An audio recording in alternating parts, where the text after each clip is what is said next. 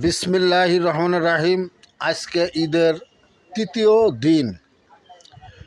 বাংলাদেশের সমস্ত গার্মেন্টস শ্রমিক, কৃষক, দিনমজুরি, রিক্সা চালক, অটো চালক, মেহনতি মানুষ ও কৃষক, ছাত্র, শিক্ষক, পেশাজীবী, প্রকৌশলী, বুদ্ধিজীবী, সংসদ সদস্য, মন্ত্রী, মিনিস্টার সবাইকে জানাই আমি আন্তরিক ঈদের অভিনন্দন ও শুভেচ্ছা। আমি একটি কথা বলছি, এদের নবনির্বাচিত প্রধানমন্ত্রীকে জানাই আন্তরিক অভিনন্দন ও বিরোধী দলকে জানাই আন্তরিক অভিনন্দন।